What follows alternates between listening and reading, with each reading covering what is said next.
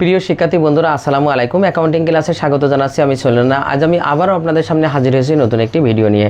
আমার আজকের ভিডিওর বিষয় হলো একাদশ ও দ্বাদশ শ্রেণীদের হিসাব বিজ্ঞান প্রথম পত্রের তৃতীয় অধ্যায় ব্যাংক সমন্বয় বিবরণী থেকে। আর যে প্রশ্নটি সমাধান করব সেটি চট্টগ্রাম বোর্ডে 2024 সালে এসেছিল। তো চলুন আগে আমরা প্রশ্নটি পড়ে নিই।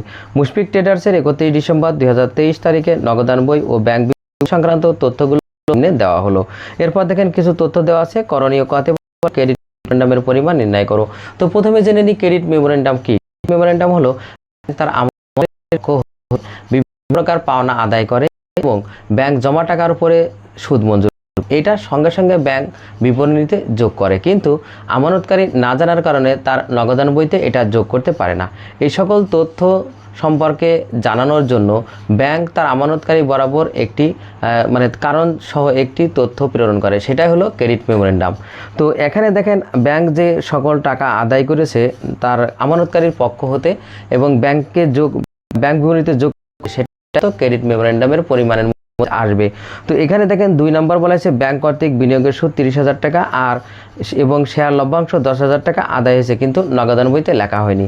তার মানে ব্যাংক যে সকল টাকা আদায় করেছে ব্যাংক বিবরণীতে যোগ করেছে, কিন্তু আমানতকারী না জানার কারণে তার বইতে যোগ করতে পারেনি, সেই সকল আইটেমই মূলত ব্যাংক ক্রেডিট মেমোরেন্ডাম। তো আমরা এখানে দেখেন এই 2 নম্বরের এই দুটি আইটেমই যাবে। তার মানে একটি হলো ব্যাংক কর্তৃক বিনিয়োগের সুদ আদায়, আমরা এখানে লিখি ব্যাংক কর্তৃক বিনিয়োগের সুদ আদায়, টাকা হবে 30,000 যেটা দেওয়া আছে। এরপরে দেখেন ব্যাংক কর্তৃক কি আদায় করেছে, আরেকটি লভ্যাংশ আদায়। তো আমরা ওই একইভাবে লিখব ব্যাংক কর্তৃক লভ্যাংশ আদায়। তো ব্যাংক কর্তৃক লভ্যাংশ আদায় কত? 10,000 টাকা। এই মোট 40,000 টাকা হলো আমাদের ক্রেডিট মেমোরেন্ডামের পরিমাণ। এটাই ছিল আমাদের ক প্রশ্নের সমাধান। এবার খতে দেখেন বলা হয়েছে যে উভয়ের সংশোধন পদ্ধতিতে একটি ব্যাংক সমন্বয় বিবরণী তৈরি করো। প্রথমে জেনে নিই ব্যাংক সমন্বয় বিবরণী কি।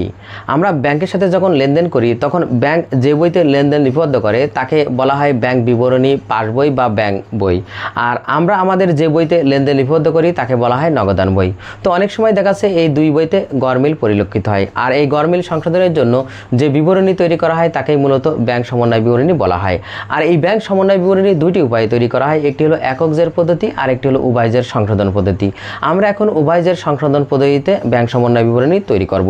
তো এর জন্য আমাদের দেখেন ব্যাংক সমন্বয় বিবরণীর একটি ছক আঁকতে হবে। আমি এঁকেছি, একদিকে মনে করেন ব্যাংকের উদ্বৃত্ত বা ব্যাংকের বইয়ের তথ্য, আর একদিকে হলো নগদান বইয়ের তথ্য। এবার আমাদের নিয়মটা জেনে নিই। নিয়মটা হলো যে বইতে ভুল থাকবে সেই ভুলটা আমরা সংশোধন করব, অথবা যেই বইতে আমরা কাজ করিনি, মানে কাজ বাকি আছে, সামনে কাজ হবে, সেই বইতে আমরা কাজ করব। এই দুইটা কথাই মনে রাখতে হবে। এই দুইটা কথা মনে রাখলেই আমার মনে হয় এই উভয়জের পদ্ধতি আপনার বাদবে না। তো আমরা শুরু করি। প্রথমে আমরা যে কাজটি করব সেটি হলো দুই বইতে যে তথ্য আছে সেই তথ্যটা আমরা উপরে আগে লিখে নেব। দেখেন নগদান বই অনুসারে ব্যাংক জমার উদ্বৃত্ত 90,000 টাকা। তাহলে নগদান বই অনুযায়ী ব্যাংক জমা আছে কত? 90,000। সেটা আমরা এখানে লিখে নেব। আমরা এখানে লিখলাম নগদান বই অনুযায়ী ব্যাংক উদ্বৃত্ত, মানে আমার বাড়ির বইতে যেভাবে লেখা আছে সেই অনুযায়ী আমার উদ্বৃত্ত এখানে কত? 90,000 টাকা। আমরা প্রথমে আগে এই 90,000 টাকা লিখে নিলাম। ঠিক অনুরূপভাবে আমাদের ব্যাংক বিবরণী অনুযায়ী সেটা কত সেটাও লিখে নেব। এখানে দেখেন বলা হয়েছে এবং ব্যাংক বিবরণী অনুসারে ব্যাংক জমা 1,23,000 টাকা। তাহলে আমরা লিখব ব্যাংক বিবরণী অনুসারে, ব্যাংক বিবরণী অনুসারে ব্যাংক উদ্বৃত্ত বা জমা, যাই লিখি ব্যাংক জমা, সংক্ষেপে লিখলাম 1,23,000 টাকা। আমরা এই দুইটা উদ্বৃত্ত আমরা আগে লিখে নেব। এরপরে বাকি যে তথ্যগুলো আছে যেখানে ভুল আছে সেখানে সংশোধন করব। তো এই ভুল সংশোধন দুইটা কাজ করতে হয়, একটি হলো যোগ আর একটি হলো বিয়োগ, মানে যোগও হতে পারে আবার বিয়োগও হতে পারে। আমি দুইটা আগে এখানে লিখে নিলাম, যোগ বিয়োগ। ঠিক এই পাশেও আমাদের যোগ বিয়োগ হতে পারে।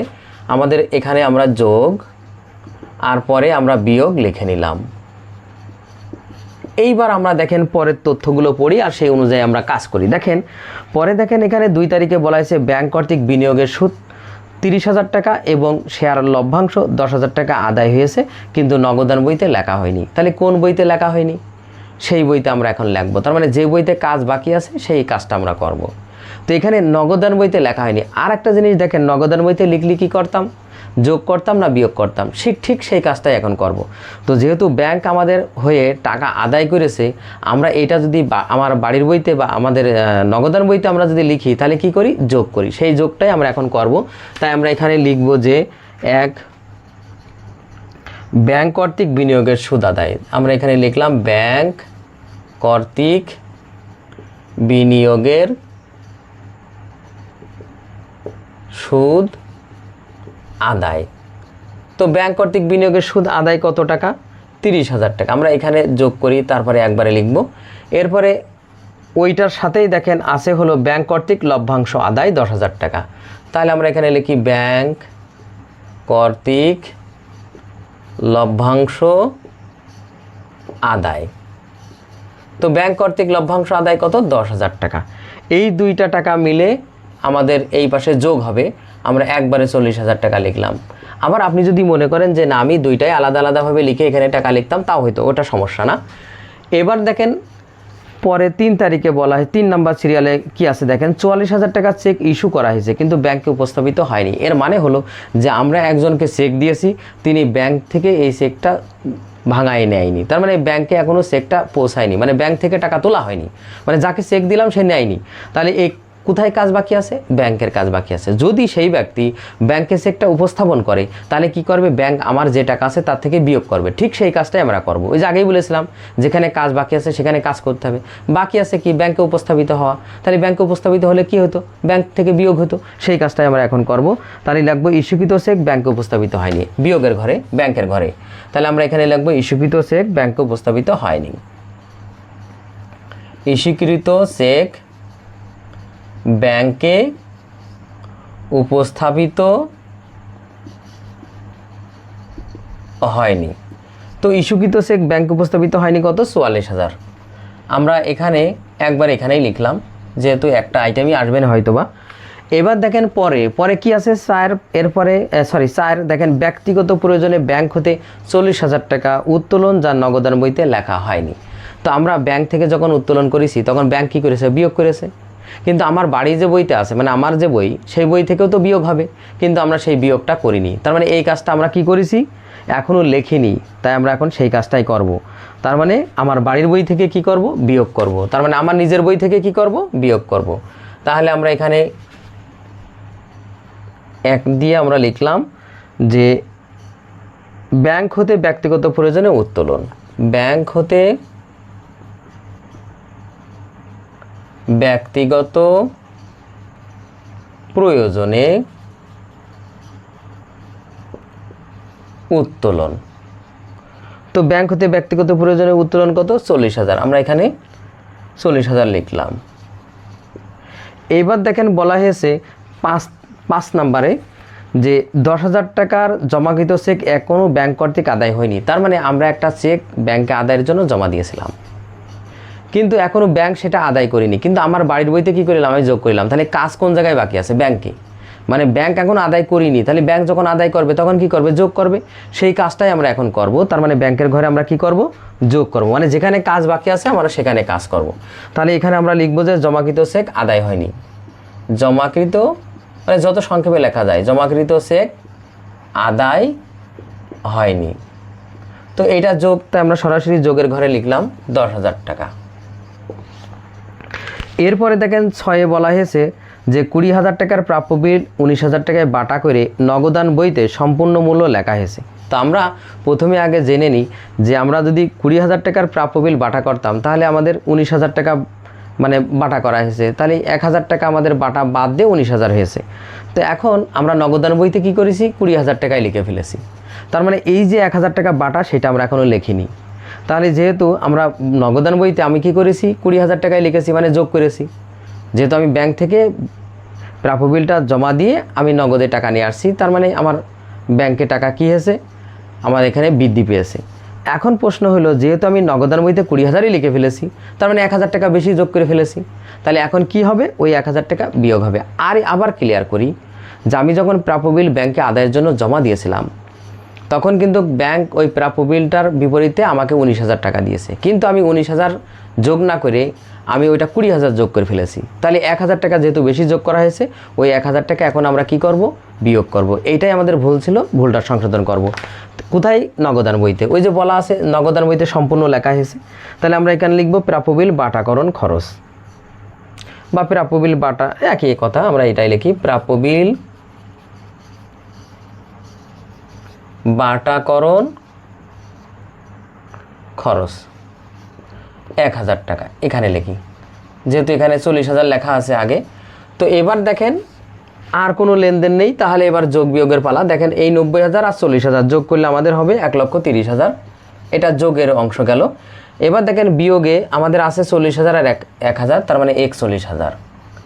আর এবার এই 1,30,000 থেকে 41,000 বাদ দিলে আমাদের থাকবে কত, 89,000। আর এইটাই হলো কি, এই নগদান বইয়ের সংশোধিত ব্যালেন্স। তাহলে আমরা লিখব কি, সংশোধিত জের বা উদ্বৃত্ত, যাই লেখেন এইটা। এবার এই পাশে দেখেন, এই পাশে আমাদের যোগ 1,23,000 আর 10,000, তার মানে 1,33,000। তার সাথে আমরা 44,000 বাদ দেব। তো 44,000 বাদ দিলে আমাদের ওই একই 89,000 হবে। এটাও আমরা ক্লোজ করব। এটাও আমরা লিখব সংশোধনী বা সংশোধিত উদ্বৃত্ত বা জের। এটাই মূলত উভয় জের পদ্ধতিতে ব্যাংক সমন্বয় বিবরণী। দুইটা বইয়েরই তথ্য কিন্তু শেষে একই হবে, মানে মিলে যাবে। তো এটাই ছিল আমাদের খ প্রশ্নের সমাধান। এবার গতে দেখেন বলা হয়েছে আমানতকারীর বইতে প্রয়োজনীয় জাবেদা দাখিলা দাও। তার মানে আমানতকারীর বইতে বলতে যে যে হিসাবগুলো আমানতকারী তার বইতে লিপিবদ্ধ করেনি, তার মানে এন্ট্রি দেয়নি, শুধুমাত্র সেইগুলোরই জাবেদা করতে বলা হয়েছে। তো এখানে কোন কোন আইটেম আসবে দেখেন, প্রথমে 2 তারিখ, 2 নাম্বার, ব্যাংক কর্তৃক বিনিয়োগের সুদ 30,000 টাকা এবং শেয়ার লভ্যাংশ 10,000 টাকা আদায় হয়েছে, কিন্তু নগদান বইতে লেখা হয়নি। তো এর জাবেদা করতে হবে। তো এর জাবেদা করতে হলে প্রথমে আমাদের চিন্তা করতে হবে যে জাবেদার পক্ষ বা হিসাব খাত কী। তো কি করা হলো, এখানে দেখেন বিনিয়োগের সুদ আদায় হলো, তাহলে বিনিয়োগের সুদ একটা পক্ষ। আর কি আদায় করা হলো, শেয়ার লভ্যাংশ, শেয়ার লভ্যাংশ আরেকটি পক্ষ। এই দুইটা জিনিস কিসের মাধ্যমে আদায় হলো, ব্যাংকের মাধ্যমে, তাহলে আরেকটি পক্ষ হলো ব্যাংক হিসাব। তো এবার আমাদের দেখতে হবে ব্যাংক হিসাব কি সম্পদ, আর এই লেনদেনের ফলে আমার এই সম্পদ কি আছে, বৃদ্ধি পাচ্ছে। আর আমরা জানি সম্পদ বৃদ্ধি পেলে কি হয়, ডেবিট, আর হ্রাস পেলে ক্রেডিট। যেহেতু সম্পদ এখানে বৃদ্ধি পাচ্ছে তাই ডেবিট হবে। তাহলে আমরা এখানে 2 নাম্বার দিয়ে লিখবো, যেহেতু এখানে কোনো তারিখ নেই আর উপরে তারিখ লিখে দেওয়া যায়, সব যেহেতু একই তারিখ। আমরা এখানে 2023,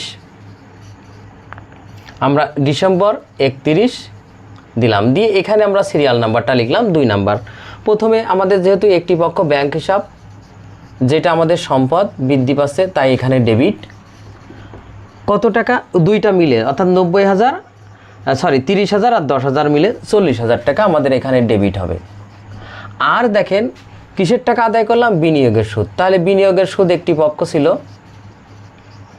যেটা আমাদের আয় হিসাব।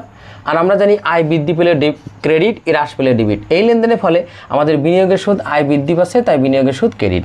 আরেকটি কি, লভ্যাংশ আদায়, এটাও আমাদের আয় হিসাব, লভ্যাংশ আদায় হিসাব বা লভ্যাংশ হিসাব লিখলেও হবে। এটাও আমাদের আয় বৃদ্ধি পাচ্ছে ক্রেডিট। তো আমাদের বিনিয়োগের সুদ কত, 30,000 টাকা, আর এদিকে লভ্যাংশ আদায় কত, 10,000 টাকা। আর ব্যাখ্যায় আমরা লিখব যে যেহেতু বিনিয়োগের সুদ ও লভ্যাংশ আদায়, মানে বিনিয়োগের সুদ ও লভ্যাংশ হিসাবভুক্ত করা হলো, এইটা।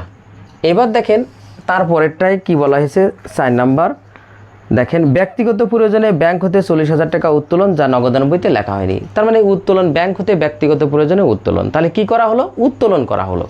কোথা থেকে উত্তোলন করা হলো, ব্যাংক থেকে। তাহলে আরেকটি পক্ষ কি, ব্যাংক। তার মানে একটি পক্ষ হলো উত্তোলন, আরেকটি পক্ষ কি, ব্যাংক। তাহলে আমরা এখানে 4 নাম্বার সিরিয়াল দিয়ে লিখব, উত্তোলন একটি পক্ষ বা হিসাব, আরেকটি হিসাব কি, ব্যাংক হিসাব।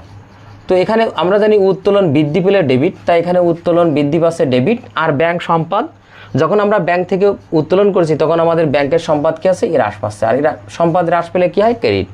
এবার ব্যাখ্যা লাগবো, যেহেতু উত্তোলন হিসাবভুক্ত করা হলো, ব্যক্তিগত প্রয়োজনে উত্তোলন হিসাবভুক্ত করা হলো, এইটা।